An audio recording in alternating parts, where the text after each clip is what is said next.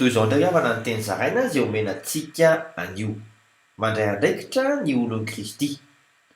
Ao amin'ny Kristy ve izay te ho lehibe no tena manompo.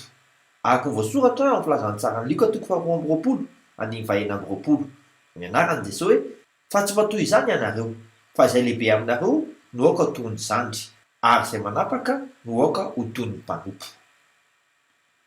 Aratratra ny ady dia mifikitra amin'ny finoana samy bebaka ary mampahery ny hafa. Araka ny voasoratra ao amin'ny Lioka 4:20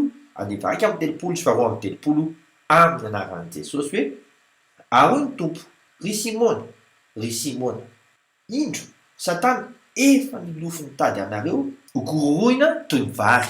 Nefa izao nangataka ho anao mba tsy ho levona ny finoanao ary rehefa mibebaka ianao dia ampaherezy ireo rahalahinao.